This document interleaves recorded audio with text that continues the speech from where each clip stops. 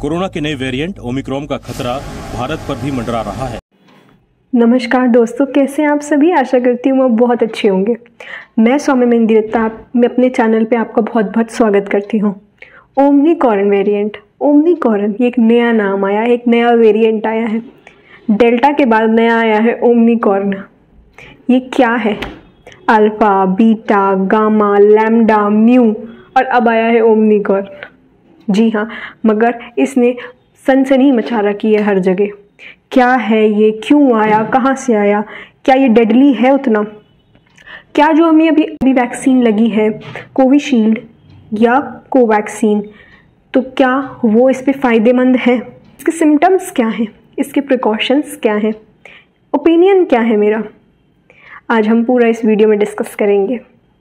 Omicron variant, ये Botswana, ये एक अफ्रीकन कंट्री है, वहाँ से आया है। ओमिक्रॉन कहो या B.1.1.529 वेरिएंट, बात एक ही है, दोनों का नाम एक ही है।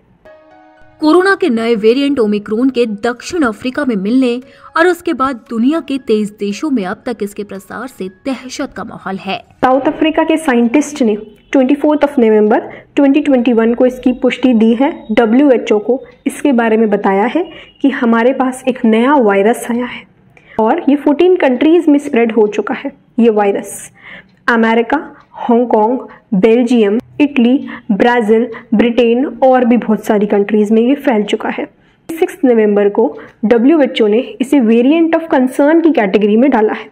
वेरिएंट ऑफ कंसर्न है क्या? दो टाइप के वेरिएंट होते हैं, variant of interest, variant of concern, दो टाइप के वेरिएंट। और वेरिएंट ऑफ कंसर्न का मतलब क्या होता है?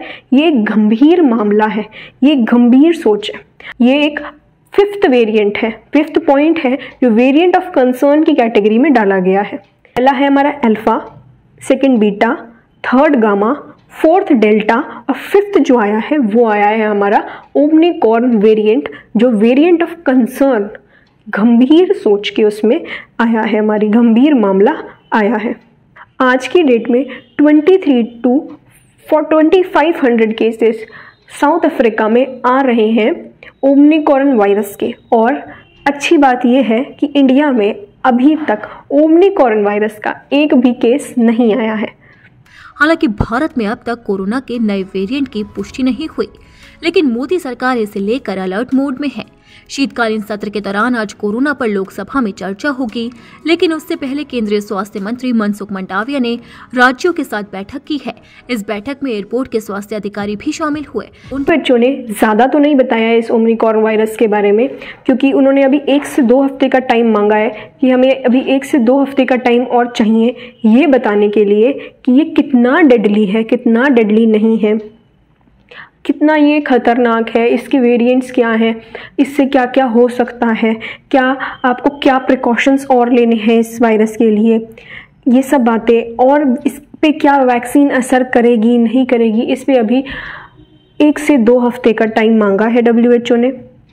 माना जा रहा है कि ये डेल्टा वेरिएंट से थोड़ा खतरनाक वेरिएंट है। 50 से ज़्यादा हमें इसमें म्यूटेशंस देखने को मिली है और 32 जिसमें से स्पाइक प्रोटीन में मिली है। स्पाइक प्रोटीन होता है जो एक वायरस है, होता है उसमें जो थिन लेयर होती है, जो कोने कोने वाले रिजल्ट्स होते हैं उसके, 32, जबकि डेल्टा वेरिएंट के स्पाइक प्रोटीन में सिर्फ 9 म्यूटेशंस थी। तो डेल्टा वेरिएंट इतना खतरनाक था तो ये तो कितना ही होगा, क्योंकि स्पाइक प्रोटीन बहुत ही डेंजरस होता है, इसकी म्यूटेशंस बहुत ही खतरनाक होती हैं। ये एक सोच विचार का विषय है कि आगे क्या होगा। क्या हमारी RT-PCR है, क्या वो हमें बता सकती है कि जो ये वायरस है ओमिक्रॉन वायरस की हमें है या नहीं है? तो ओमिक्रॉन वायरस जो है ना, वो एक वेरिएंट है कोरोना वायरस का। जो एक कोविड है ना, उसका एक वेरिएंट है ओमिक्रॉन। जैसे डेल्टा था, अल्फा था, गामा था, बीटा था, ऐसी एक ओमिक्रॉन है। तो RT-PCR नॉर्मली आपको बता देगी कि हाँ आपको कोरोना है, कोविड है, but Omicron is one of the variant of corona virus.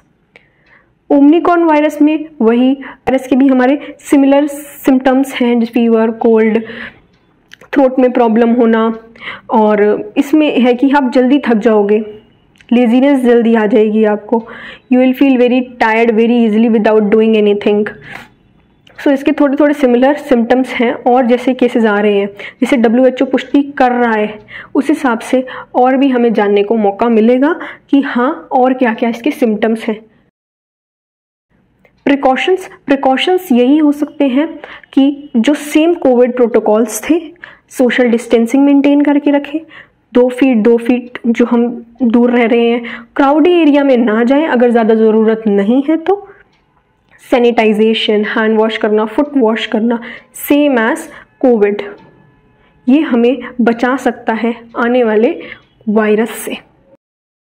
Vegetables wash करके खाना, बाहर का सारा सामान सैनिटाइज करना, जंक फूड कम खाना, बाहर का कम खाना, हेल्दी खाना खाना ज़्यादा, एक्सरसाइज, हेल्थ का ध्यान रखना और क्राउडी एरिया में बेसिकली जाने से बचना, क्योंकि ये जो वायरस है ये बहुत जल्दी फैलता है 1 to 1 पर्सन।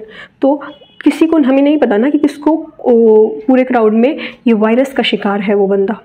तो कंट्रोल कीजिए बाहर जाना कुछ दिनों के लिए। हम माना कि इंडिया में अभी नहीं आया कोई केस, बट ये इसका एक प्रिकॉशंस है। कंट्रीज़ ने अपनी इंटरनेशनल फ़्लाइट बंद कर दी है कुछ टाइम के लिए। कई कंट्रीज़ ऐसी हैं जिन्होंने सिर्फ साउथ अफ्रीकन कंट्रीज़ और वो कंट्रीज़ जो साउथ अफ्रीका के नियर बाय हैं उनकी फ़्लाइट्स बंद कर दी है, बट इंडिया में अभी तक एज सच कोई फ़्लाइट बंद नहीं की है।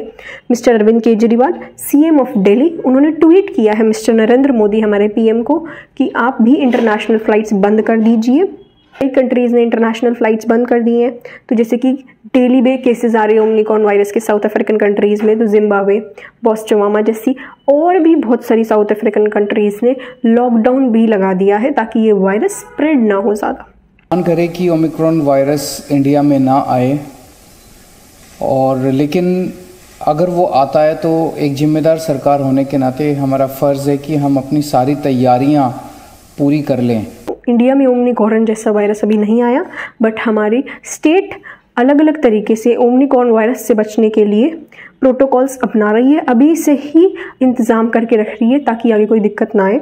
जैसे दिल्ली के CM अरविंद केजरीवाल जी ने अभी 2 दिन पहले ही बोला है कि हमने 32 ऐसी दवाइयां हैं जो कोविड के टाइम पे काम आती हैं, उन्हें स्टॉक में रख लिया है 2 महीने का स्टॉक करके, ताकि हमें उसकी आगे जाके दिक्कत ना आए।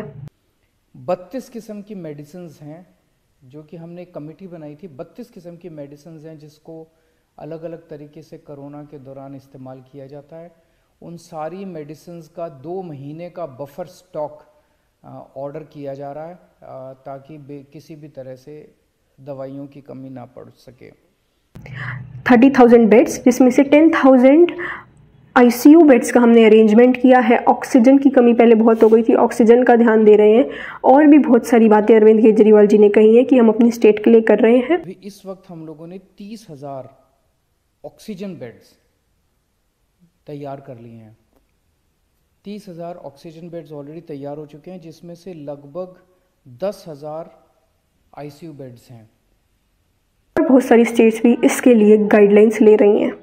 क्या इंटरनेशनल फ़्लाइट बंद करने से इट्स गुड और बैड कि वायरस हमारी कंट्री में नहीं आएगा? आपका क्या कहना है? क्योंकि जिसको आना है, सपोज़ किसी को US से आना है या किसी को कनाडा से आना है, तो वो अनदर कंट्री से होके भी आ सकता है।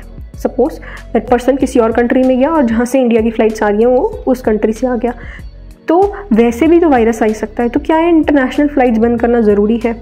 आपका क्या कहना है? कमेंट डाउन कीजिए। नेक्स्ट, अब क्या जो कोविशील्ड है, कोवैक्सीन है या और सारी फाइज़र है, हमारी वैक्सीन्स हैं, क्या वो असरदायक होंगी? क्या वो इफ़ेक्ट करेंगी?